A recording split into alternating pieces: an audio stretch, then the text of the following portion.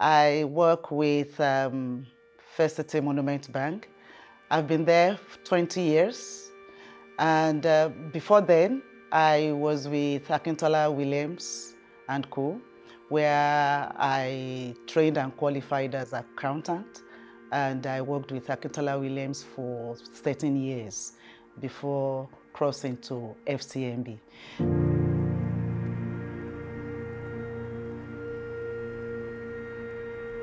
So I'll say my first passion is actually to study chemistry. And, or maybe I should say it's actually to discover a cure for breast cancer, because that's actually the passion, to look for how a cure could be provided for breast cancer. So, and where did I get this from? I was very close to my mom when I was young. As I gained admission, September 1974, my mother got ill. And I was told the nature of the illness was breast cancer. And she started deteriorating, you know, from a very beautiful woman that I used to see. I was just then seeing her emaciating. And before it's known, she died. And that got me so devastated. I was first very angry, you know, with God, with people, that how could this woman, you know, very good woman like this, you know, just passed. With that, you know, I started putting my mind into one day I will discover a cure for this breast cancer so that people will not die again. And as I moved along my classes, of course, I missed tears. Every day I cry, you know, missing my mother. And of course, getting me into that passion that this cure has to be discovered. And I learned that, if I study chemistry, I'll be able to research and discover so many things. But then I just felt something has to stop, you know, this type of death. So when I was filling my JAMB form, it was very easy for me. It had to be chemistry or pharmacy. It has to be something that I have to do research so that I can find cure for breast cancer. So I finished well, finished strong, and I was really full of life, as if, you know, I had discovered the cure already. Unfortunately, it was the time that Nigeria was getting into a recession at that time. So after my youth service, I just could not get jobs. And Naira was then devalued from 90 kobo to 2 Naira 10 kobo, I think. And it was like, the country is going to collapse. In fact, we saw companies started collapsing. All the companies that I applied to, most of them collapsed. So I couldn't get jobs. I wanted to go for my master's degree. My father said, no, you cannot go for your master's at this time because it will even be more difficult to get job when you finish. So he advised that I pick a job in teaching, which I did. Pending the time, maybe the country can come back again. Still waiting for the country to come back again.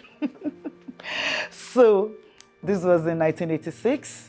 I tried to teach. I loved teaching, you know, but because it was not even getting me to where I wanted, I felt frustrated, you know, and I wasn't just enjoying, you know, going to work again.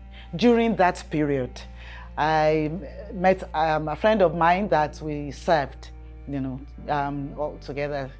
And he just told me that people are going into accounting or anything that is economics related, that he doesn't know much about it, but he can link me up with a friend that's currently working in a bank, in one of the new generation banks, and he's making so much money.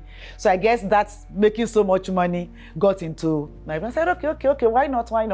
So I met with this person, and he told me that, yeah, I could switch from chemistry to accounting or finance. But if I really want to excel in finance, he will tell me that it's better that I join an accounting firm and train as an accountant there. So I joined Akintola Williams & Co. in 1987, and I trained as an accountant. Of course, the training initially wasn't easy. In fact, I recall my first time when we joined. They ran an induction course for us in accounting. And it wasn't just making sense at all. And I was just wondering, what am I doing here? This thing doesn't make sense. How could I have money and somebody is saying that I will record it as a debit? That should be a credit for me. So what do they mean by recording it as debit? In any case, too many struggles initially, but within months, I got the logic of accounting, and it became so easy for me to pass through my exams. And in 1990, I qualified as an accountant, and I boasted for people that I told people that I could, I shall, and I can. Then again, I was able to do it. And I said, I've done it. I became a chartered accountant. Even if you give me the best, finest, well-decorated lab coat today, I'm not sure I'll go back to the lab to research for the cure, of breast cancer. However, I believe that I can still do my own quota in contributing, to that cure.